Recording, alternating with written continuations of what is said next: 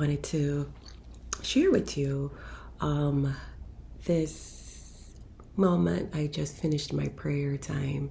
I was just in a workshop where we were working on just sending up prayers for the planet and what's going on right now. And I just felt like I wanted to just share with you how important it is in this time to create a ritual for yourself, which is to bring you back in alignment and centeredness, as well as having a spiritual foundation that you know that works, where you feel secure in that relationship, where that spiritual foundation has the ability to pull you out of any emotional turmoil you might be feeling, any lack or need you may be feeling, where you have that place of trust that you are provided for, that you are cared for, that you're protected, and that you're loved. And so I know a lot of information is circling out there, but the key thing is to pay attention to what's showing up for you. Pay attention to the signs, because Spirit is always speaking. God is always talking. And your path and what's aligned for your destiny is always showing itself to you, because you're not alone. Remember, we came in with our guardian angel. And if you think you don't believe in anything and nothing exists, that's just you denying yourself of the reality that there is an outer world, there is a different dimension, there is a spiritual side, because in everything it starts in the spiritual world, in the thought world, and then it manifests into the present.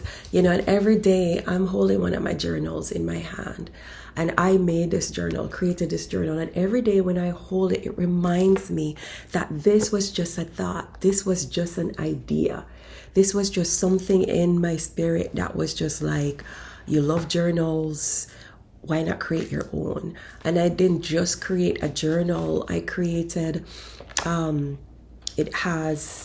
it's a numerology journal, so it has numbers in it, like to give you a guideline of what the numbers mean, how to calculate your life path number, your soul destiny number. And for me, what my experience is that when Spirit starts to speak with you, we all have a divine language, and some languages are very common, such as numbers. Numbers is a common way that Spirit speaks to people, especially I noticed it started to increase more in 2020.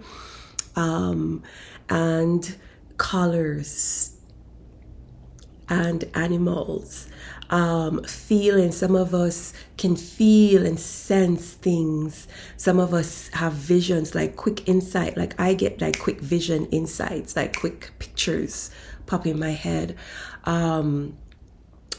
We get nudges. So it's learning how to decipher your intuitive language, how Spirit is speaking to you, what is showing up for you daily, minutely, what are you noticing repetitively in your environment, where it's just like something inside of you just feels like this means more than what I'm seeing. Like, for example, for me, birds are messengers.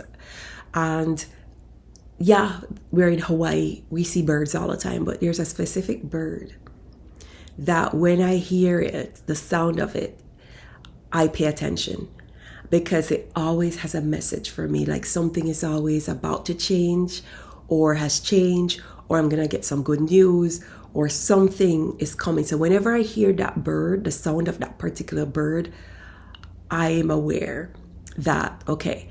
And how that came into my awareness when I moved to Hawaii, I never knew that bird before, and it would pop up, from time to time. I'd hear that sound. And one of my Reiki healers, she was actually a nurse, and she had Reiki, and she said to me, that bird is, it doesn't just appear, it is special here.